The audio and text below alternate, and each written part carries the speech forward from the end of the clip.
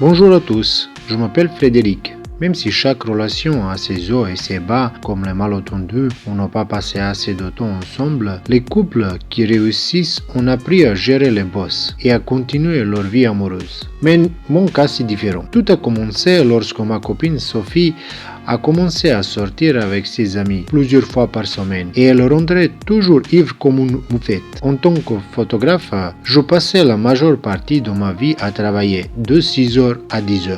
Cela signifie que nous ne pouvions être ensemble ou tard le soir ou bien les jours de congé, ce que j'ai rarement eu.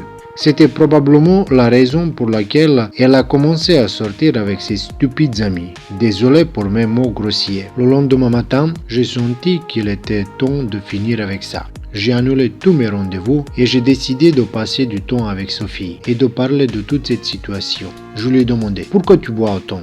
Et elle m'a répondu qu'elle s'amusait juste avec ses meilleurs amis. Je lui ai dit d'arrêter de boire et elle a répondu « Je fais ce que je veux et quand je veux ». Puis Sophie s'est précipitée hors de la maison. J'ai essayé de l'arrêter, mais elle est quand même partie. Elle est rentrée chez elle à 2h du matin après une fête, saoule comme une grive. Ma copine est devenue alcoolique. C'est la première chose qui m'est venue à l'esprit. Pour vous dire la vérité, tout cela m'a donné envie de m'enivrer pour oublier tous ces problèmes. Mais je savais que ça ne l'aiderait pas. Et j'ai dû essayer de convaincre Sophie.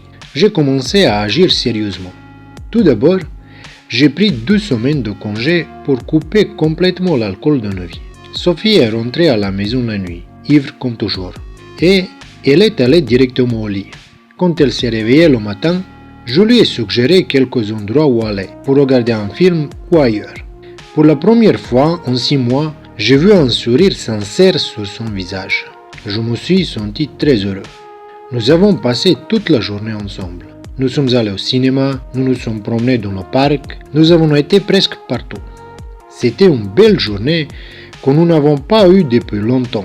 Je me suis rendu compte que je consacrais mon temps entièrement au travail et j'ai complètement oublié ma bien-aimée.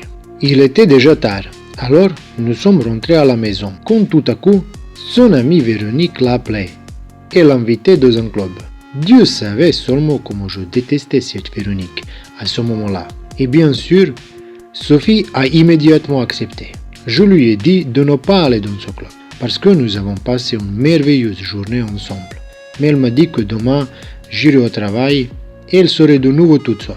J'ai entendu le bruit dont la porte claquait. Elle est partie et je me sentais tellement mal pour elle à ce moment-là. Je me suis endormi. Puis, de mon esprit, j'ai entendu un cri de quelqu'un. Quand j'ai ouvert mes yeux, j'ai vu Sophie devant moi, toute en larmes.